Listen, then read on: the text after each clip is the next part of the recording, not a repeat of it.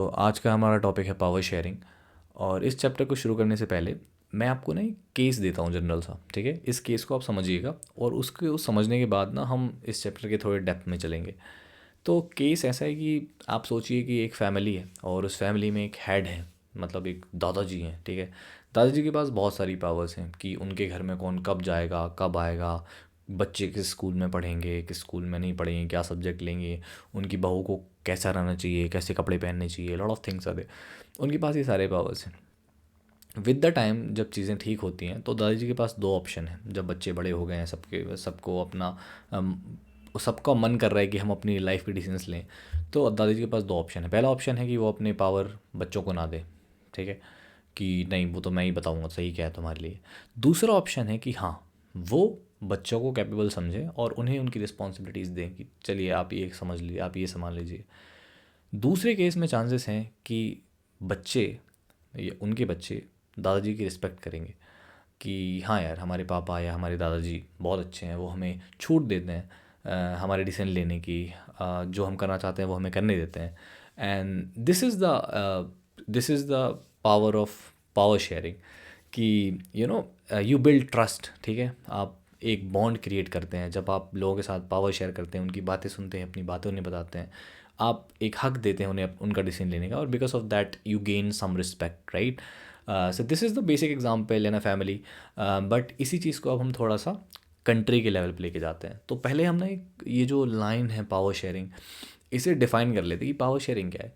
Power sharing ये है कि जब कोई पॉलिटिकल पार्टीज़ या मान लीजिए कोई ग्रुप्स हैं, वो एक साथ आते हैं और जो बेसिक चीज़ें हैं जैसे कि मिलिट्री, इकोनॉमिकल, पॉलिटिकल, इन चीज़ों की रिस्पॉन्सिबिलिटी लेते हैं और प्रॉपर तरीके से पावर डिवाइड करते हैं कि आप ये देख लो, आप ये देख लो, आप ये देख लो, और सबको डिसीजन मेकिंग में इन्वॉल्व करते हैं कि हाँ ठीक है, हर चीज़ में आपका सही रहेगा, हम सारे लोग मिलकर डिसीजन लेंगे। जब चीज़ों को, पावर को ऐसे बांटा जाता है कंट्री में, ठीक है, ताकि ताकि ना ऐसी स्टेबिलिटी रह सके, सारे लोग एक दूसरे पे ट्रस्ट कर सकें और कोई भी ना कोई इंसान को दबा ना पाए। ऐसा ना हो कि ये कास्ट ज़्यादा है तो ये कास्ट की वो बेइज्जती कर देगी, ये धर्म ज़्यादा है तो ये इस धर्म वालों की बेइज्जती कर देंगे। इन दिस वे जब आप एक अरेंजमेंट बनाते हो ना, उसे हम पावर शेयरिंग कहते हैं, ठीक है। तो और इसी के अराउंड पूरी कहानी है बुक में कि पावर शेयरिंग कैसे हमें पता चला कि यार पावर शेयरिंग ज़रूरी है। क्योंकि एक ज़माना था कि बस राजा होता था और वो लोगों के साथ, अगर राजा अच्छा है तो अच्छा करता था, बुरा है तो बुरा करता था। लेकिन with the time you realize that people have their own interpretations और उनके अपने इंटरेस्ट होते हैं, and on the basis of it they need some privacy and powers, right. So this is the basis of this chapter called power sharing. So अब हम चलते हैं book में क्या एग्जैक्टली लिखा है। तो बुक मेनली लिखती है सबसे पहले एक कंट्री के बारे में जिसका नाम है बेल्जियम। बेल्जियम की कहानी वो सुनाती है। तो बेल्जियम की कहानी सुनाने से पहले वो कुछ बेसिक सी बातें बोलती है बेल्जियम के बारे में। पहली बात वो ये बताते हैं कि बेल्जियम ने एक स्मॉल कंट्री है यूरोप में। वो स्मॉल कंट्री क्यों कहते हैं? क्योंकि उन्होंने बुक में लिखा है एनसीईआरटी में कि वो ना हरियाणा से भी छोटी है ठीक है। तो हरियाणा से भी छोटी है तो वो कह रहे हैं कि स्मॉल कंट्री है। दूसरी चीज़, अ, जो दूसरी चीज़ ना, जो बेल्जियम की बाउंड्रीज़ दी गई हैं उसके बारे में अवेयरनेस होना ज़रूरी है, ठीक है। तो बेल्जियम जो कंट्री है उसके नॉर्थ में एक कंट्री है जिसका नाम है, नॉर्थ ईस्ट कह लो आप, नॉर्थ ईस्ट में एक कंट्री है जिसका नाम है नीदरलैंड, ठीक है। तो एक कंट्री है नीदरलैंड, जो बेल्जियम के north east kind of area में है। फिर थोड़ा सा जब ईस्ट साइड में आप आते हो ना, तो एक कंट्री है जिसका नाम है जर्मनी, जर्मनी, ठीक है। तो नीदरलैंड, जर्मनी। जब जर्मनी से आप थोड़ा और नीचे आते हो साउथ ईस्ट साइड में, तो एक कंट्री है जिसका नाम है लग्जमबर्ग, लग्जमबर्ग, ठीक है। और फिर जब आप थोड़ा और साउथ तरफ चले जाते हो तो वहाँ पे एक कंट्री है जिसका नाम है फ्रांस। तो इन चारों कंट्रियों से बेल्जियम ऐसे घिरा हुआ है, और फिर बाजू में नॉर्थ वेस्ट में एक समुद्र है, शायद नॉर्थ सी कुछ जो भी है। तो वो चलो उनका टॉपिक है। पॉइंट पॉइंट ये है कि हमारे पास ये चार कंट्रीज़ है। कौन कौन सी? नीदरलैंड, फिर जर्मनी, फिर लग्जमबर्ग और फ्रांस। अब यहाँ पे आप एक चीज़ और समझते चलिए कि यहाँ पे ना भाषाएं कौन सी बोली जाती हैं। तो जो नीदरलैंड वाले लोग हैं वो एक लैंग्वेज बोलते हैं डच। आपने सुना होगा कि हमारे यहाँ अंग्रेज आते थे, फिर मतलब डच आए, फ्रेंच आए, ये वो, तो डच आप समझ रहे हो। नीदरलैंड वाले लोग डच, तो नीदरलैंड में जो लैंग्वेज बोलते हैं वो है डच। फिर उसके जस्ट नीचे मैंने आपसे बोला था जर्मनी, तो जर्मनी में जो लैंग्वेज बोलते हैं वो है जर्मन। फिर और साउथ में दो कंट्रीज हैं, फ्रांस और लग्जमबर्ग। फ्रांस में भाषा बोलते हैं फ्रेंच, जो कि आप बहुत से सीबीएसई वाले बच्चे ऑप्शनल भी लेते हो, फ्रेंच।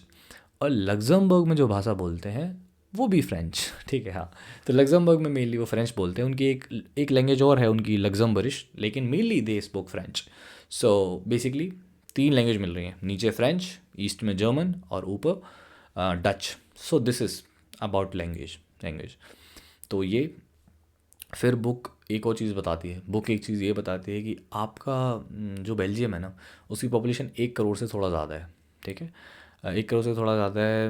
और एक और चीज़ वो लिखते हैं कि वो हमारे हरियाणा की पॉपुलेशन से ऑलमोस्ट आधी है। मतलब बारी छोरी छोरों से कम है कि, मतलब समझ रहे हो आप, हरियाणा। लेकिन चलो ये बुरी बात है, इतनी पॉपुलेशन नहीं होनी चाहिए। सो this is the basic fact जो बुक देती है। उसके बाद वो थोड़ा सा डेप्थ में जाते हैं, फिर वो आपको बताते हैं कि बेल्जियम की एथनिक कंपोजिशन क्या है, ठीक है। तो बेल्जियम की एथनिक कंपोजिशन जानने से पहले हम ये जान लेंगे एथनिक कंपोजिशन क्या है ना। तो एथनिक कंपोजिशन में आप 2 वर्ड याद रखिएगा। एक होता है कॉमन एंसेस्ट्री, कॉमन एंसेस्टर्स, मतलब आपके कोई पूर्वज, ठीक है, जो आप उसी इलाके से बिलोंग करते थे, साथ में आप लोग पहले किसी एक एरिया में जहाँ पर रहते हो वहाँ पे आपके कॉमन कोई एंसेस्टर्स है, आप सारे लोगों के कुछ पूर्वज थे जो एक दूसरे के साथ शेयर करते थे। तो common ancestry, and then second word is common culture. तो आपके पूर्वज सेम हो, या आपका कल्चर सेम हो, या दोनों, ठीक है। ठीक है। तो कॉमन एंसेस्ट्री क्या होती है, देखिए, जब आप किसी एरिया से होते हो ना, उस एरिया की ज्योग्राफी की वजह से, उस एरिया के क्लाइमेट की वजह से, और जो जीन्स आप कैरी करते हो अपने पूर्वज के, ठीक है। जैसे हमारे यहाँ पे आर्यंस आए, उसके पहले इंडस वैली सिविलाइजेशन था, Mughal invasion, lot of things happen. और बिकॉज ऑफ दिस हमारी बॉडी में इन सब के जीन्स अभी भी होंगे, ठीक है। तो हम अपने पूर्वजों की जीन्स कैरी करते हैं, ठीक है। तो आपके उस वजह से ना आपकी बॉडी का एक टाइप होता है, ठीक है, बॉडी का एक टाइप होता है। तो आप समझिए कि एक जगह कोई क्लाइमेट है, फॉर एग्जांपल जैसे आप कोई गोरे लोग को देखते हो तो आप बोलते हो कि यार ये वेस्टर्न एरिया से बिलोंग करते होंगे, ठीक है, वेस्टर्न कंट्रीज से होंगे, यूरोप से होंगे, अमेरिका से होंगे। अमेरिका में तो नहीं रहते थे, लेकिन मेनली यूरोप से। फिर आप देखते हो कि हाँ ये अफ्रीकन होगा, जैसे आप बोलते हैं हाँ ब्लैक, वो जो डिस्क्रिमिनेशन होता है। फिर आप बोल सकते हो कि हाँ ये चाइनीज़ हैं, तो आप ऐसे दिखा सकते हो लोगों को, ठीक है। सो ये जो तरीका है, because of this common ancestry and the climatic condition of that particular region, you can observe कि हाँ एक पर्टिकुलर काइंड ऑफ के लोग हैं जो ऑलमोस्ट सेम लगते हैं, या तो कलर में या हाइट में, वट एवर इट इज़। और एक मैं आपसे बोल रहा हूँ कल्चर, तो कल्चर में आप एग्जांपल लीजिए, फॉर एग्जांपल लैंग्वेज का। लैंग्वेज में क्या होता है, जैसे कोई आपसे बोलेगा, ओए की हाल है, या फिर कोई बोलेगा का बे का कर रहे हो, तो you can observe this language, है ना, कि आप कह सकते हो कि ओके ये बिहारी है, आप कह सकते हो ये पंजाबी है। And take the example of Russia, जब वो लोग इंग्लिश बोलते हैं, उनकी इंग्लिश वो कैसे कुछ बोलते हैं कि good morning, I don't understand. So this is ना, तो यू कैन ऑब्जर्व कि हाँ ओके ये रशियंस होंगे, ये मतलब ये, क्योंकि because they are not talking like britishers. So this is the power of culture, this is the power of the common ancestry, and because of this you have some groups, right, कि आप same kind के होते हो, कहीं ना कहीं आप same होते हो। अब यहाँ पे मैंने आपसे 2 चीज़ कही हैं, आपके पूर्वज सेम हो, आपका कल्चर सेम हो। यहाँ पे मैं देश की बात नहीं कर रहा हूँ, देश चेंज हो सकता है, नेशन चेंज हो सकता है, कास्ट चेंज हो सकती है, हो सकता है कि मैं आज, रिलीजन चेंज हो सकता है, अगर मैं, हो सकता है कि मैं आज हिंदू फॉलो कर रहा हूँ, कल मुस्लिम बन जाऊँ, परसों क्रिश्चियन बन जाऊँ, लेकिन जो मैं था वो नहीं बदलेगा, जो मेरे तौर तरीके थे, जिस तरीके का मैं दिखता था वो नहीं बदलेगा। हो सकता है कि हम आज यहाँ रह रहे हैं 20 साल 25 साल आप यहाँ रहे और फिर आप यूएस चले जाओ, लेकिन जिस तरीके के आप थे इंडिया में, जो कॉमनिस्ट मैं जो बोल रहा हूँ एंसेस्टर्स की वजह से, या जो आपने कल्चर सीखा था, वो चेंज नहीं होगा। नेशन चेंज होने से आपकी एथनिसिटी चेंज नहीं होगी। This is called ethnic composition, कि आप किसी वजह से ना सेम हो, ठीक है, हम किसी वजह से सेम हैं। और जब हम सेम होते हैं तो हम एक ग्रुप क्रिएट करते हैं कि ओके ये सिख लोग, मतलब सिख तो चलो रिलीजन हो गया, लेकिन आप समझो कि हाँ ये एक पंजाबी एरिया है, यहाँ पे कुछ लोग रहते हैं, नॉर्थ में कुछ साइड लोग हैं, कि आप शेयर करते हो कि साउथ में कुछ लोग हैं, नॉर्थ ईस्ट में कुछ लोग हैं, एंड यू कैन सी कि हाँ they are common in some other way, वो किसी वे में common. This is called ethnic composition. और अब हमें समझनी है बेल्जियम के एथनिक कंपोजिशन। बेल्जियम का केस क्या है, बेल्जियम में ना 2 रीजन्स हैं, बेल्जियम का एक नॉर्थ साइड और बेल्जियम का एक साउथ साइड, ठीक है। बेल्जियम के नॉर्थ में जो एरिया है उसको आप बोलते हो फ्लेमिश रीजन, फ्लेमिश। और जो बेल्जियम के साउथ का एरिया है, ठीक है, बेल्जियम की जो साउथ है उसको आप बोलते हो वेलोनिया, ठीक है। तो ऊपर वाले को आप बोलते हो फ्लेमिश, नीचे वाले को बोलते हो वेलोनिया। नॉर्थ साइड में मैंने आपसे ऑलरेडी बोला था कि एक कंट्री है जिसका नाम है नीदरलैंड, और नीदरलैंड में मैंने आपसे बोला था कि वहाँ के लोग भाषा बोलते हैं डच, ठीक है। इसका मतलब जो ऊपर वाला फ्लेमिश रीजन है वहाँ पे इन्फ्लुएंस होगा डच का, तो फ्लेमिश रीजन में जो भाषा बोली जाती है वो है डच, ठीक है। ठीक है। साउथ में मैंने आपसे बोला था कि फ्रांस है, तो साउथ में जो भाषा बोलेंगे वो फ्रेंच बोलेंगे, क्योंकि लग्जमबर्ग में भी फ्रेंच बोल रहे हैं। पॉइंट ये है कि जो डच वाले लोग हैं ना नॉर्थ में वो ज़्यादा हैं, वो 59% है, ठीक है, वो 59% है। और जो साउथ वाले लोग हैं ना वो 40% है, 40% है। तो ऊपर जो डच वाले लोग हैं वो ज़्यादा हैं 59%, और ये लोग ना 40% नीचे हैं। कौन से वाले? फ्रेंच वाले। और ईस्ट में जो जर्मनी के पास आ रहे हैं वहाँ पे 1% लोग हैं जो कौन सी भाषा बोलते हैं, वो जर्मन भाषा बोलते हैं, जर्मनी। तो उनका तो अभी इशू है ही नहीं। इशू इन लोगों का है कि देखिए डच ज़्यादा हैं और यहाँ पे फ्रेंच वाले लोग कम हैं। अब अगर ये चीज़ है ना, हम उसके कैपिटल को एनालाइज करें तो हर कंट्री का कैपिटल होता है। जैसे आपकी कंट्री का, अब इंडिया का कैपिटल दिल्ली है, ठीक है। ऐसे ही बेल्जियम का कैपिटल है ब्रसेल्स, ब्रसेल्स। तो ब्रसेल्स में क्या है कि हम क्या कह रहे हैं कि डच ज़्यादा है, फ्रेंच कम है। अब ब्रसेल्स में उल्टा है, फ्रेंच ज़्यादा है, 80% लोग फ्रेंच भरे हैं, सिर्फ 20% लोग डच हैं, ठीक है। तो ये वहाँ का एक कंपोजिशन है कि कहीं पे कोई ज़्यादा है, कहीं पे कोई कम है। तो बेसिकली डच ज़्यादा है इन टोटलिटी, और फ्रेंच वाले जो लोग हैं वो कम है।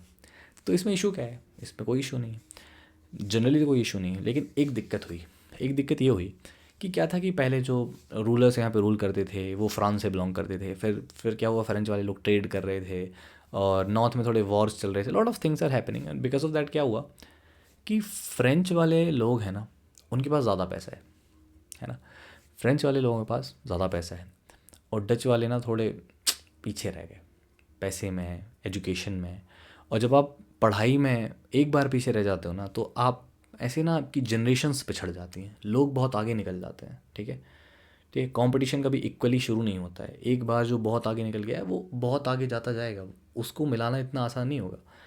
बिकॉज ऑफ दिस ना एक फीलिंग हो जाती है कि हम इन लोगों से नीचे क्यों हैं, हम लोग यहाँ पे ज़्यादा हैं, हमारा इतना ग्रुप है, लेकिन फिर भी ये लोग कम हैं और हम पे राज कर रहे हैं। इसमें कुछ सही गलत नहीं है, इट्स बेसिक फीलिंग है, ये हो जाता है, हर कंट्रीज़ में हुआ है, हमारे साथ भी हुआ था, इंडिया पाकिस्तान डिवीजन क्या क्या हुआ है, ठीक है। तो this is the basic feeling. तो जो आपके फ्रेंच वाले लोग हैं वो अमीर हैं, और डच वाले लोग सोच रहे हैं कि ये पैसे वाले हैं और हम रह गए पीछे, समझ रहे हो। तो थोड़े से इश्यूज़ होना क्रिएट हुए। ये इश्यूज़ ना थोड़े ब्रसल्स में थोड़े ज़्यादा दिखने लगे, क्योंकि ब्रसल्स में आप समझ रहे हो कि फ्रेंच ज़्यादा है ना, तो वो डच लिमिटेड है। अब वो देखते होंगे अरे यार ये सारे अमीर अमीर ऐसे घूम रहे हैं, और उनकी ना वो छोटे मोटे काम करते होंगे गरीबों वाले, ठीक है।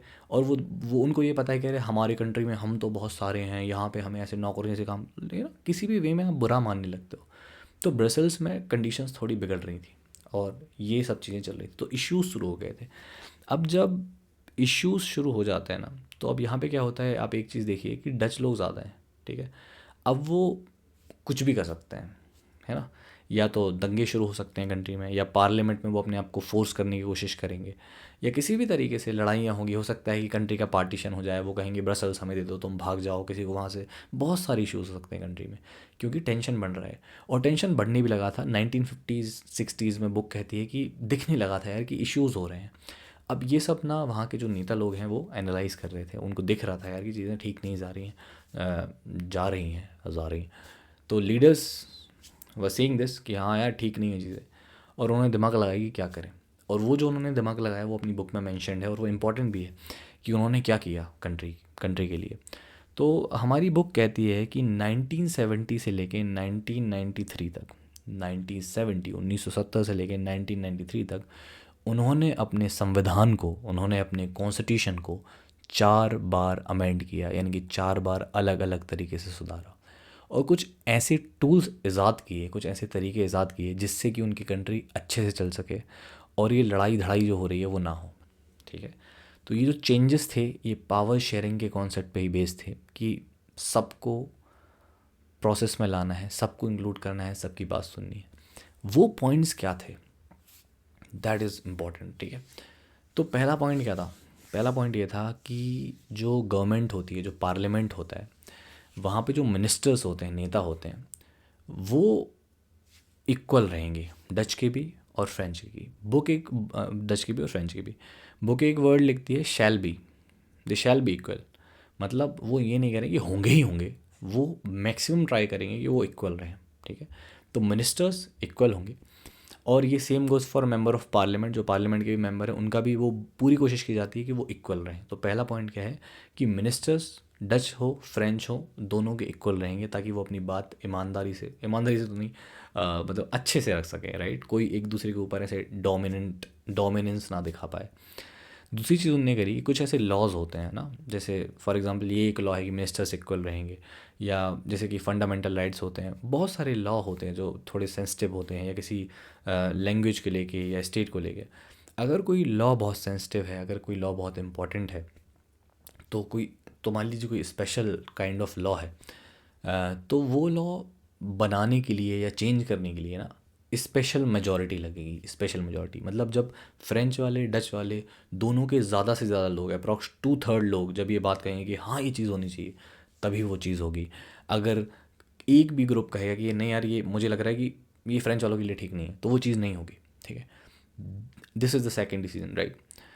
एक डिसीजन और लिया उन लोगों ने कि जो स्टेट्स थे उनको पावर देना शुरू किया, लोकल गवर्नमेंट्स को पावर देना शुरू, लोकल गवर्नमेंट, अभी स्टेट की बात कर लेते हैं, स्टेट को पावर देना शुरू किया। तो पहले ज़्यादा पावर बेल्जियम की मेन गवर्नमेंट के पास रहता था, लेकिन फिर जो स्टेट्स होते हैं, जैसे हमारे यहाँ स्टेट है ना, एमपी यूपी बिहार है, तो स्टेट गवर्नमेंट्स को ज़्यादा पावर देनी शुरू करी है। तो मतलब पहले जो बेल्जियम था वो एक यूनिटरी कंट्री थी। यूनिटरी कंट्री में क्या होता है, ज़्यादा पावर सिर्फ सेंटर के पास होते हैं, लेकिन जब आप स्टेट को पावर देते हो तो आपकी कंट्री फेडरल बन जाती है। फेडरल, जिसके बारे में चैप्टर भी है हमारी बुक में, ठीक है। तो एक यूनिटरी कंट्री थी बेल्जियम, और अब वो एक फेडरल कंट्री बन गई, स्टेट को पावर दिए। स्टेट को पावर देना ज़रूरी होता है, क्योंकि देखिए यार कि जैसे मान लीजिए मैं मध्य प्रदेश से बिलोंग करता हूँ, मैं एमपी से हूँ, तो एटलीस्ट जिस एरिया में मैं रहा हूँ, यहाँ की बातें मैं ज़्यादा अच्छे से बता पाऊँगा कंपेयर टू कोई इंसान अगर साउथ से है या नॉर्थ से है, नॉर्थ ईस्ट से है, तो मैं थोड़ा बहुत ज़्यादा अच्छा बता पाऊँगा, ठीक है। मैं यहाँ की इश्यूज़ थोड़ा ज़्यादा अच्छे से समझ पाऊँगा। तो ये भी एक चीज़ होती है ना कि एक आपको एक पर्टिकुलर एरिया के लोगों को नॉलेज होता है वहाँ की प्रॉब्लम्स क्या हैं, और वो उस चीज़ को उस हिसाब से हैंडल कर सकते हैं। हाँ, एक इंसान के पास सारा नॉलेज नहीं होगा ना, कि कोई दिल्ली में बैठ के डिसीजन लेगा सारे, वो नहीं ले सकता है, उसके पास इतना नॉलेज नहीं है, इतनी एक्सपर्टीज़ नहीं है। So power sharing is good thing in this way also, कि ओके तो लोग अपना डिसीजन ले पाएंगे। तो पहला क्या था, मिस्टर इक्वल होंगे। दूसरा क्या था, स्पेशल लॉ के लिए दोनों की वोटिंग लगेगी स्पेशल मेजोरिटी वाली। थर्ड क्या था कि स्टेट को पावर दी है और बेल्जियम यूनिटरी से फेडरल बन गया। फोर्थ है कि उन्होंने एक गवर्नमेंट बनाई जिसको आप कहते हो नहीं, ये टॉपिक अभी लास्ट में टच करते हैं। पहले एक और चीज़ उन्होंने कही कि ब्रसल्स जो था, ब्रसल जो कैपिटल था, उसके लिए उनने एक अलग से गवर्नमेंट बनाई, ठीक है। और उन्होंने कहा कि वहाँ पे भी जो लोग हैं, मिनिस्टर्स हैं, मेंबर्स हैं, वो इक्वल रहेंगे। तो ब्रसल्स के लिए एक सेपरेट गवर्नमेंट बनाई, और वहाँ पे भी फ्रेंच और एक दोनों को इक्वल रिप्रेजेंटेशन। अब यहाँ पे आप एक चीज़ समझिए कि यहाँ पे फ्रेंच बहुत ज़्यादा थे, वो 80% थे, और डच 20% थे। फ्रेंच वाले क्यों माने? फ्रेंच वाले इसलिए माने क्योंकि बाकी जगह पे डच वाले माने थे, समझ रहे हो। उन लोगों ने वहाँ कॉपरेशन दिखाया, लड़ाइयाँ नहीं की। ह्यूमंस कॉपरेशन पे इवॉल्व कर रहे हैं, हम लोग कॉपरेट करके चल रहे हैं। जब आप अपने घर से बाहर निकलते हैं कि आप बाल कटाने जा रहे हैं, आपको पता होता है कि वो आपका गला नहीं काट देगा, because you know it, right, कि वो एक कॉपरेशन है। आपको पता है एक पुलिस है, एक लॉ है, कोई मजाक में आपका गला नहीं काट देगा, ठीक है। कॉपरेशन पे इवॉल्व, तो कॉपरेशन इज़ वेरी इंपॉर्टेंट, और दैट इज़ वॉट जो फ्रेंच और डच के लोग थे उन्होंने देखा कि हाँ हम कॉपरेट करेंगे यार, ऐसे लड़ाई थोड़ी करनी है। तो ये एक चीज़ है। और लास्ट चीज़ है, उन्होंने एक जो चेंजेस लेके आए, कम्युनिटी गवर्नमेंट। कम्युनिटी गवर्नमेंट क्या है, जैसे हमारे यहाँ होती है पंचायत, ठीक है। तो कम्युनिटी गवर्नमेंट बनाई गई जिसमें उन उन लोगों ने मतलब आदेश और वट एवर, उन लोगों को रिस्पॉन्सिबिलिटीज़ दी गई कि जो भी लैंग्वेज है, आपकी भाषा है, आपका जो कल्चर है, या आपका जो एजुकेशन है, आप उसको उसके लिए डिसीजन लीजिए, उसको आप प्रमोट कीजिए, what ever you can do for that. तो आप अपनी अपनी गवर्नमेंट ले लीजिए, फ्रेंच वाले अपनी लेंगे, डच वाले अपने वोटिंग कर लेंगे, और वो अपना अपना कल्चर को प्रमोट कर लेंगे। Culture promotion is very important. मैं आपको बताता हूँ, for example take the example of Maithili. Maithili एक लैंग्वेज है जो नॉर्थ बिहार में बोली जाती थी। बट अभी दिस टाइम वहाँ के लोग ना चाहते हैं कि हिंदी में बात की जाए, बिकॉज उसे थोड़ा बैकवर्ड समझा जाता है मैथिली को। तो एक लैंग्वेज जो पूरी थी, जो मतलब एक भाषा बहुत बड़ी चीज़ होती है, वो धीरे धीरे धीरे ख़त्म हो रही है। मैथिली को जोड़ते हैं, मेरी गांव की लैंग्वेज है, मैं ऐसे नहीं बोल पाता हूँ शहर में, क्योंकि मुझे पता है कि अगर मैं वो भाषा का यूज़ करूँगा, बुंदेलखंडी जो हमारे यहाँ बोलते हैं, तो लोग समझेंगे हाँ ये गांव का है, वट एवर इट इज़, है ना। You observe people on the basis of language. And जैसे कि बिहारी जो अभी जो लैंग्वेज, आप एक सा कमेंट करते क्या कि ओके इट्स नॉट कूल कि देहाती हैं, गांव के हैं, and this is the thing. And because of this languages dies, right. ये चीज़ मुझे इंडिया के साउथ पार्ट में ज़्यादा अच्छी लगती है कि they respect their language, right, they fight for it, because language एक कल्चर कैरी करती है, स्क्रिप्ट कैरी करती है, हमारे पूर्वजों का नॉलेज कैरी करती है।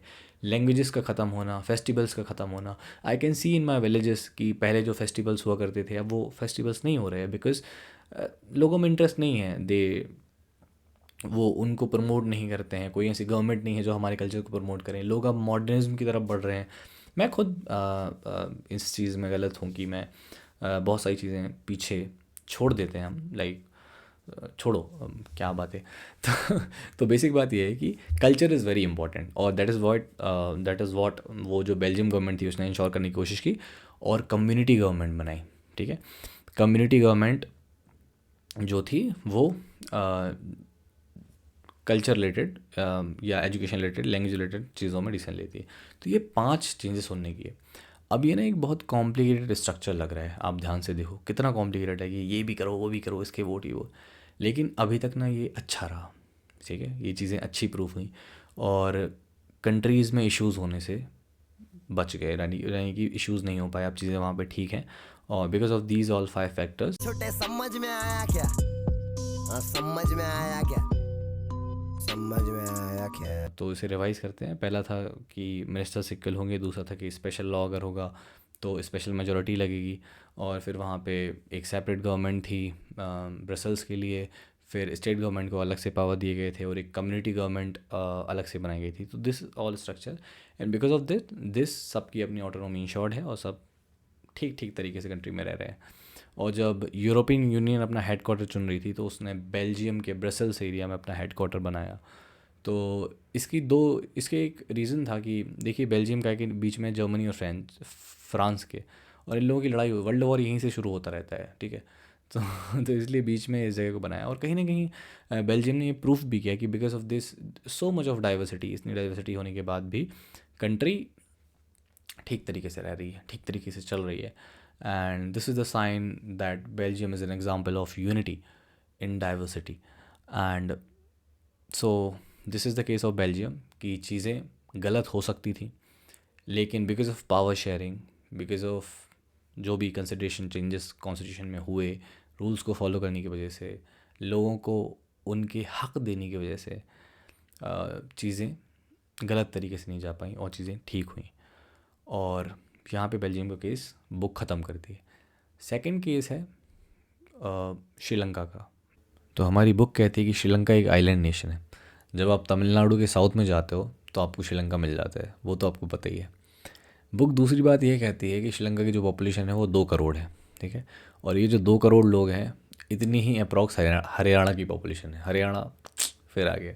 तो 2 करोड़ की अप्रॉक्स पॉपुलेशन है। और एक बात और कि श्रीलंका भी ब्रिटिशर्स के अंडर में था, ब्रिटिशर्स यहाँ पे भी अपना रूल कर रहे थे, और 1948 में इंडिपेंडेंट हुआ श्रीलंका। तो 1948 में ब्रिटिशर्स चले गए, मतलब बेसिकली गए तो नहीं थे, 1956 तक वो वहाँ पे थे, लेकिन 1948 में श्रीलंका आज़ाद हो गया। फिर क्या होता है, फिर पॉइंट ये है कि बुक ना एक एथनिक कंपोजिशन बताती है श्रीलंका की, श्रीलंका में कैसे लोग रहते हैं। तो आपको ये तो क्लियर है एथनिक कंपोजिशन क्या है। तो श्रीलंका का एथनिक कंपोजिशन समझते हैं। यहाँ पे जो सबसे मेन लोग हैं वो हैं सिन्हाला, वो लैंग्वेज बोलते हैं सिन्हलीज़, ठीक है। तो यहाँ पे एथनिक कंपोजिशन में हम कल्चर को प्रायोरिटी दे रहे हैं वहाँ पे, है ना। जैसे मैंने बताया एंसेस्टर्स हों या कोई कॉमन कल्चर हो, कल्चर लैंग्वेज, राइट। तो सिन्हाला लोग बोलते हैं सिन्हलीस लैंग्वेज, ठीक है। तो सिन्हाला, तो ये लोग ना ज़्यादा है, ये लोग हैं 74%, 74%, 74%। और ये जो ज़्यादातर इन लोगों में से जो धर्म फॉलो करते हैं ना, वो बुद्धिज़्म फॉलो करते हैं, तो ये लोग बुद्धिस्ट हैं। फिर उसके बाद दूसरे लोग हैं तमिल। अब जो तमिल वाले लोग हैं ये अप्रॉक्स 18% है, 18%, तो वो लोग 74% है, 18% है। अच्छा, तमिल जो है वो हिंदू और मुस्लिम है। वो लोग कौन थे? बुद्धिस्ट थे मेनली। ये मेनली हिंदू या मुस्लिम में से कोई एक है। यहाँ पे मुस्लिम्स को मूर्स भी बोलते हैं, मूर्स। ठीक है, तो हिंदू मुस्लिम ये लोग हैं। तो ये हो गया अपना पहले कौन, सिन्हाला वाले, फिर ये अपने तमिल बोलने वाले, और फिर इन लोगों ने ऐसे लोगों के बारे में दिया जो दोनों लैंग्वेज बोलते हैं बराबर, और वो हैं क्रिश्चियंस। तो 7% लोग क्रिश्चियन हैं, और वो लोग सिन्हाला भी, वो सेनालीज भी बोल लेते हैं, तमिल भी बोलते हैं, तो इनका मिक्सचर काइंड ऑफ है, तो मिक्स क्रिश्चियंस, तो 7% आपके क्रिश्चियंस हैं। ठीक है। अब जो इंडियन तमिल है, इंडियन तमिल नहीं, जो मतलब जो तमिल है, तमिल तमिल लोग हैं, उसमें दो टाइप हैं। जो तमिल वाले लोग हैं श्रीलंका में, वो दो टाइप के हैं। एक तो हैं श्रीलंकन तमिल, ठीक है, और एक है इंडियन तमिल। ठीक है। तो मैंने आपको बताया कि पहले, सबसे पहले सेनेलीस थे, दूसरे तमिल्स थे, और थर्ड जो दोनों भाषाएं बोलते हैं क्रिश्चियंस। ठीक है। तमिल में मेनली हिंदू मुस्लिम थे, और सिन्हाला जो बोल रहे थे वो मेनली बुद्धिस्ट थे। अब जो तमिल जो थे ना, वो दो टाइप के हैं। तमिल के दो टाइप कौन कौन से हैं? तमिल के दो टाइप हैं। पहला श्रीलंका तमिल्स मैं भी भूल गया, और दूसरे हैं इंडियन तमिल। तो श्रीलंकन तमिल जो है, श्रीलंकन तमिल यहाँ पे पहले से रह रहे हैं, और ये कंट्री के नॉर्थ और नॉर्थ ईस्ट साइड में रहते हैं। ठीक है।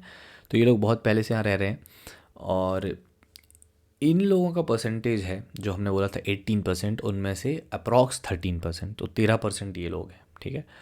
और बाकी के जो 5% है वो इंडियन तमिल है। तो इंडियन तमिल लोग श्रीलंका के बीच वाले एरिया में रहते हैं, मिडिल पार्ट में, सेंट्रल हाईलैंड बोलते हैं, है ना, एक काइंड ऑफ प्लेट्यू, पठार है वो, वहाँ पे ये लोग रहते हैं, इंडियन तमिल्स। तो इंडियन तमिल्स मेनली लाए गए थे यहाँ प्लांटेशन वर्कर की तरह काम करने के लिए। ब्रिटिशर्स लोग इन्हें लेके आए थे। उस समय शायद टी प्लांटेशन मेनली होता था, तो टी प्लांटेशन के लिए इन लोगों को लेके आए थे। सो इंडियन तमिल्स और श्रीलंकन तमिल्स। तो एथनिक कंपोजिशन में सेनहेलीस जो मेनली बुद्धिस्ट हैं वो ज़्यादा हैं, 74%।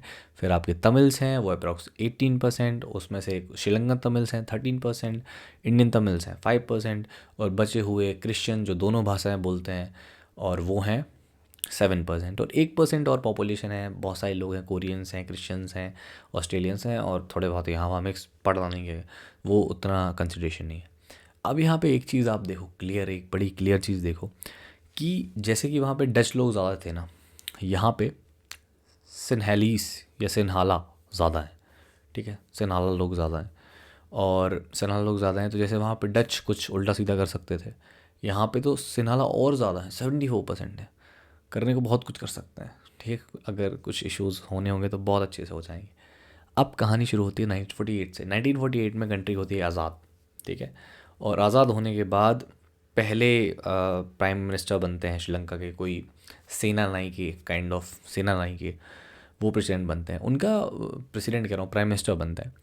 लेकिन फिर क्या होता है कि 1956 में कुछ इश्यूज़ की वजह से उनकी गवर्नमेंट हट जाती है, और फिर एक प्रेसिडेंट प्राइम मिनिस्टर आते हैं नए, एस बद्रा नायके समथिंग उनका नाम होता है, वो ज़रूरी नहीं है, बुक में भी नहीं। एस बद्रा नायके नए प्राइम मिनिस्टर आते हैं, और ये जो प्राइम मिनिस्टर है ना, ये इनकी जो गवर्नमेंट बनी थी वो डेमोक्रेसी से बनी थी, तो इलेक्शन के बाद ही बनी थी। तो इलेक्शन में नॉर्मल सी बात है, लोगों ने वोट दिए होंगे। अब ज़्यादा लोग तो सिन्हाला हैं, ठीक है, तो सिन्हाला के वोट अप्रॉक्स ज़्यादा ही पड़े होंगे, 74% लोग हैं, तो उनमें से वोटिंग तो मतलब वोट तो ज़्यादा उनके ही हैं। अब ये जो बद्रा नायके थे, इनका ना एटीट्यूड बड़ा सिन्हाला के लिए ज़्यादा था। मतलब एटीट्यूड मतलब उनका लगाव ज़्यादा था, टिल्टेशन ज़्यादा था सिन्हाला की तरफ, और काइंड ऑफ उनको पता भी था कि वोट यहाँ से मिलेंगे तो अगली बार भी गवर्नमेंट बनाना है, जो भी होगा। उनके पर्सनल इश्यूज़ पता नहीं, तो वो एक इशू कर देते हैं। पहला इशू वो 1956 में करते हैं, एक ऑफिशियल लैंग्वेज एक्ट लेके आते हैं। ऑफिशियल लैंग्वेज एक्ट में लिखा था कि सिन्हाला ही आज से ऑफिशियल लैंग्वेज होगी, और इसका मतलब था तमिल की रिस्पेक्ट नहीं होगी। ठीक है, सिन्हाला को ऑफिशियल लैंग्वेज कर दिया 1956 में। पहला इशू, इस चीज़ को थोड़ी 1958 में बदलने की कोशिश की थी, लेकिन ऑलमोस्ट ये इनफ साइन था तमिल्स के लिए कि ठीक नहीं हो रहा है हमारे साथ। ठीक है, इसके पहले भी कुछ ब्रिटिशर्स के टाइम कम्युनल रिप्रेजेंटेशन को लेके इश्यूज़ चल रहे थे। थोड़े इश्यूज़ ब्रिटिशर्स लोग ऑलरेडी क्रिएट कर चुके थे। 1956 में ये पहला इशू क्रिएट गवर्नमेंट ने खुद कर दिया। ठीक है। फिर कुछ चीज़ और होती है। एक चीज़ ये होती है कि धीरे धीरे सिनहाला लोगों को गवर्नमेंट पोजीशंस में, प्रमोशंस में, यूनिवर्सिटीज़ में उन लोगों को ज़्यादा लिया जाता है, उन लोग को ज़्यादा जॉब्स दिए जाते हैं, एजुकेशन फैसिलिटीज़ दिए जाते हैं, और वो विजिबली दिख रहा था सरकार में कि उन्हें ज़्यादा लिया जा रहा है। एंड इसकी वजह से फिर थोड़ी सी चीज़ें और तनावग्रस्त हो जाती हैं कंट्री में, कि आपको विजिबली दिख रहा है यार कि चीज़ें, नौकरी भी नहीं दे रहे हैं, पैसे नहीं दे रहे हैं, लैंग्वेज की रिस्पेक्ट नहीं कर रहे हैं। एंड फाइनली शायद 1972 की बात है कि कॉन्स्टिट्यूशन में अमेंडमेंट होता है और कॉन्स्टिट्यूशन में लिख दिया जाता है कि बुद्धिज़्म अब से ऑफिशियल रिलीजन होगा, और स्टेट की ये ड्यूटी है कि वो बुद्धिज़्म को प्रोटेक्ट करेंगे और उसे फॉस्टर करेंगे। फॉस्टर का मतलब होता है काइंड ऑफ उसे डेवलप करेंगे, उसे अच्छे से फैलाएंगे, उसको सपोर्ट करेंगे काइंड ऑफ, ठीक है।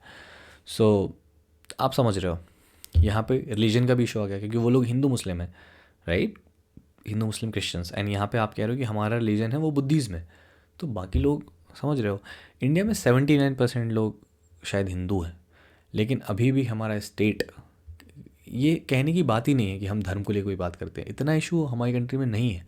वो छोटी सी कंट्री है, उनके नखरे देख रहे हो आप।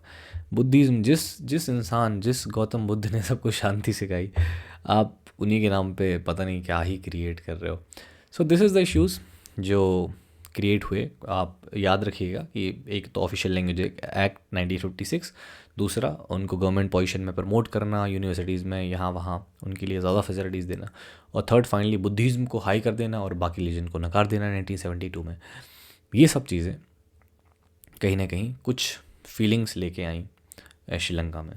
तो श्रीलंका में क्या हुआ कि देखिए यार, श्रीलंका में जो तमिल लोग थे ना, वो एलिनेशन वाली फीलिंग में आ गए कि यार एलिनेशन क्या होता है कि लोग अलगाववाद कहते हैं इसे हिंदी में, कि लोग फील करते हैं कि यार हम अलग हैं इनसे, यार हम इनसे अलग हैं, ये हमारी बातें नहीं समझेंगे सुनेंगे। धीरे धीरे उन्हें रियलाइज़ होने लगा कि कोई भी पॉलिटिकल पार्टीज़ हैं, जो ग्रुप्स हैं, जो लीडर्स हैं, वो भी हम तमिल लोगों के बारे में बात नहीं करते हैं, हमारे धर्म के बारे में बात नहीं करते हैं, हमारे उन्हें ज़्यादा कुछ चिंता है नहीं। और फिर उन्हें सीधा सीधा पॉलिसीज़ में दिख रहा था कि इक्वलिटी नहीं है, जॉब्स नहीं दिए जा रहे हैं, डिग्निटी मेंटेन नहीं करी जा रही है, उनकी रिस्पेक्ट नहीं की जा रही है। और ये जो सब फीलिंग्स थी, तो इसके कॉन्सिक्वेंसेस तो होने थे, कुछ ना कुछ गलत तो होना ही था। और गलत की शुरुआत होती है सबसे पहले कंट्रीज़ में दिखने लगता है कि इन दोनों के बीच में रिलेशंस जो हैं वो ठीक नहीं चल रहे हैं, स्ट्रेन चल रहे हैं, तनावग्रस्त, वो शो हो रहा था लोगों के एटीट्यूड में। तो पहला स्टेप ये कॉन्सिक्वेंस धीरे धीरे दिखने लगता है कि कंट्रीज़ में तमिल्स के बीच में, सिन्हाला के बीच में इश्यूज़ अराइज हो रहे हैं जो ऑलरेडी वॉज देयर, राइट। फिर धीरे धीरे क्या होता है कि जो तमिल वाले लोग थे, तमिल स्पीकिंग जो पीपल थे, मुस्लिम्स, हिंदूज़, वो पार्टीज़ बनाते हैं, ठीक है, कुछ स्ट्रगल्स लॉन्च करते हैं और वो बोलते हैं यार कि तमिल को भी आप रिस्पेक्ट दो, तमिल को भी ऑफिशियल लैंग्वेज बनाओ, या एटलीस्ट दोनों को साथ में बनाओ, ये नहीं कि तमिल को, लेकिन तमिल को भी आप अपनी रिस्पेक्ट दो। फिर धीरे धीरे जब उनको लगता है कि उनकी बात नहीं सुनी जा रही है, तो वो बोलते हैं कि नहीं, हमें हमारे एरिया में ही ऑटोनॉमी दे दो, एटलीस्ट हमें हमारा एरिया दे दो। तो आप समझ रहे हो कि पहले जैसे आप माइनॉरिटी को दबाते हो या कुछ इशू करते हो ना, एक वर्ड होता है सेसेशन। तो सेसेशनिस्ट टेंडेंसीज उसे बोलते हैं, कि अलगाववाद, पता नहीं ऐसे ही कुछ है। अलग होने के लिए लोग थोड़े से होने लगते हैं, उनको इंटरेस्ट नहीं हो जाता है, राइट, इंटरेस्ट नहीं आ रहा होता है दूसरों के साथ, तो क्योंकि मेजॉरिटी के साथ। सो बेसिकली ये होने लगा कि उन लोग की डिमांड बनने लगी कि ठीक है, आप तमिल के बारे में भी नहीं सुन रहे हैं, तो आप अब हमें रीजनल ऑटोनॉमी दे दीजिए, मतलब थोड़ा सा हम अपने एरिया को मैनेज कर पाएँ, और हमें भी जॉब्स दे दिए, अपॉर्चुनिटीज़ दे दिए। डिमांड थोड़ी बढ़ने लगी। फिर क्या हुआ कि जब चीज़ें ठीक नहीं हो रही थी, तो 1980s में पॉलिटिकल ऑर्गेनाइजेशन फॉर्म हुए, ठीक है, पॉलिटिकल ऑर्गेनाइजेशन फॉर्म हुए, और वो ना एक सेपरेट तमिल स्टेट मानने लगे। 1980s में डिमांड रखी जाने लगी कि अब एक काम करो, आप ना हमको तमिल एक स्टेट ही दे दो, आप अपना एक एरिया रख लो, आप तमिल स्टेट हमें दे दो। और इन लोगों में से एक ग्रुप था, liberation tigers of Tamil Eelam, Eelam यानी कि स्टेट्स, वो ज़्यादा एक्टिव था कि हमें तमिल स्टेट चाहिए, हमें तो तमिल, हमारा अलग से कंट्री बना दो तमिल। और ये इश्यूज़ कहीं ना कहीं होने लगे। और जब इतनी डिमांड हो रही थी जॉब्स की, रीजनल ऑटोनॉमी की, एंड फाइनली तमिल ईलम की, तमिल स्टेट की, ये सारी डिनाई करी जा रही थी। इसकी वजह से डिस्ट्रस्ट पैदा हुआ, और फाइनली जो ग्रुप्स थे जिसे ग्रुप्स, तो यहाँ पे ग्रुप्स है आपका, जो तमिल का ग्रुप है liberation tigers of Tamil, and और वहाँ पे आपकी सनहाला की पूरी आर्मी है, गवर्नमेंट है। इनके बीच में इश्यूज अराइज हुए और फाइनली कंट्री में सिविल वॉर हो गया। सिविल वॉर का सिंपल सा मतलब है जब कंट्री के अंदर के लोग, जो बेसिक सिटीजन्स हैं, जो नॉर्मल लोग हैं, वो ही आपस में फ़ाइट करने लगे, religion, caste, whatever it is, जब कंट्री के अंदर ही फाइट होने लगे, सिविलाइज्ड लोग जब वॉर करने लगे, तो हम उसे कहेंगे सिविल वॉर, राइट। तो सिविल वॉर हुआ। सिविल वॉर की शुरुआत 1983 के अप्रॉक्स हुई। 1983 में जो लिबरेशन टाइगर्स ऑफ तमिल के जो मेंबर्स थे, उनने शायद 13 लोगों को मार दिया था, जो सिन्हाला कल्चर से बिलोंग करते थे, जो बेसिकली श्रीलंका की मिलिट्री के सोल्जर्स थे, उनको मार दिया था। और ये शायद जुलाई का महीना था, तो इस टाइम को आप बोलते हो ब्लैक जुलाई। तो उसके बाद से ये वॉर शुरू हुआ। एक सप्ताह तक बहुत अटैक्स किए गए। तो फिर यहाँ से सिन्हाला लोग गुस्सा हो गए, उन लोगों ने फिर बहुत से लोगों को मारा, रेप्स हुए, लूटपाट हुई, लोगों को ऐसे मतलब रोड पे मारा पीटा गया। एक एक इंसान था, उसके पूरे काइंड ऑफ कपड़े उतार दिए थे और उसे बीच रोड पे बहुत मारा। उसकी एक फ़ोटो भी वायरल होती है। तो एक बहुत ही बुरा टाइम था, ठीक है। सिविल वॉर कोई अच्छी चीज़ नहीं होती है, लोग मरते हैं, परिवार अलग होते हैं, प्रॉपर्टीज़ डैमेज होती हैं। कुछ रिपोर्ट्स कहती हैं कि अप्रॉक्स 6000 लोग उस टाइम मरे उस ब्लैक जुलाई में। और उस समय से 1983 से लेकर कंडीशन बुरी ही रही, बहुत लड़ाई चलती रही। इंडिया का बहुत सारे कुछ इन्वॉल्वमेंट हैं, बहुत सारी कहानी है, कुछ डेथ्स हुई हैं, Indian PM, lot of issues are there Sri Lanka के साथ, श्रीलंका और ये सब, ये बहुत समय तक चला। फाइनली 2009 में जब लिबरेशन टाइगर्स ऑफ तमिल हारे, उन लोगों ने सरेंडर किया, उनके शायद जो लीडर थे उनकी डेथ हो गई थी। फाइनली श्रीलंका की आर्मी हो पाई, जब जाके वो चीज़ें शांत हुई, राइट। तो इस आप यहाँ पे श्रीलंका का जो केस है, ये समझाना चाह रहा था कि बिकॉज ऑफ द जो एक पावर शेयरिंग वाला कॉन्सेप्ट था, जो हमने बेल्जियम में देखा कि उन्होंने सिस्टमेटिक अरेंजमेंट किए, यहाँ पे श्रीलंका ने सिस्टमेटिक अरेंजमेंट नहीं किए और ये सब हो गया, ठीक है। तो ये दोनों केसों से हम क्या सीख सकते हैं? एक चीज़ तो ये समझने वाली कि देखिए, दोनों डेमोक्रेसी थी, दोनों के यहाँ प्रॉपर इलेक्शंस होते थे, वोटिंग होती थी, वोटिंग के बेस पे ही बनी। लेकिन एक तरफ जो गवर्नमेंट बनी, उसने ये देखा कि यार हमारी कंट्री में डिफरेंसेस हैं, और उस डिफरेंसेस को रिकग्नाइज़ किया, उनकी रिस्पेक्ट करी, लोगों की रिस्पेक्ट करी, और उसके बेसिस के और उसके बेसिस पे एक स्ट्रक्चर बनाया ताकि कंट्री ठीक ठाक चल सके, ठीक है। और वो स्ट्रक्चर मतलब सक्सेसफुल भी रहा। दूसरी तरफ श्रीलंका ने अपना दिखाया कि अरे हम तो मेजोरिटेरियन, श्रीलंका मेजोरिटी में हम सेनाला है, हम देख लेंगे जो भी है। तो उन्होंने सोचा कि क्या ही हो जाएगा, अपना देख लेते हैं जो भी है। और उन्होंने कहीं ना कहीं लोगों को पावर देने से, उनको रीजनल ऑटोनॉमी देने से, उनके अपने डिसीजन मेकिंग देने के, उनने चुना कि नहीं यार हम अपना देख लेंगे। तो उनने पावर शेयर करने से मना कर दिया, और उसकी वजह से कंट्री धीरे धीरे टूट गई, उसकी यूनिटी ख़राब हो गई, स्टेबिलिटी नहीं रही, गवर्नमेंट पता नहीं क्या क्या इशूज़ हुए, डेथ्स हुई। तो कंक्लूजन ये है इन दोनों केसेस से कि देखिए, मेजोरिटेरियनिज्म या फिर किसी पे अपनी पॉलिसीज़ को थोपना, हो सकता है कि वो शुरू में अच्छा लगे, कुछ दिन तक एक मेजोरिटी 74% है, उनको तो मज़ा ही आ रहा होगा ना, क्योंकि उनके साथ तो अच्छा हो रहा था। लेकिन एट द एंड ना, कंट्री उससे ख़राब ही होगी। तो शॉर्ट टर्म में हो सकता है कि आपको लगेगा अरे बहुत सही है, लेकिन एट द एंड वो चीज़ें ख़राब होंगी। माइनॉरिटी तो बेचारी वो तो पिसेगी, लेकिन मेजॉरिटी का भी लॉस होगा। जैसे कि जो श्रीलंका के सोल्जर्स मरे थे, वो तो सिन्हाला थे, वो तो मेजॉरिटी थे, उनके परिवार होंगे, उनकी डेथ हो गई ना, मेजॉरिटी भी इफ़ेक्ट होती है। And this is the importance of power sharing. On this note हम ये पार्ट को यहीं ख़त्म करते हैं। अगले पार्ट में हम इस चैप्टर को पूरा ख़त्म करेंगे। तब तक के लिए गुड बाय।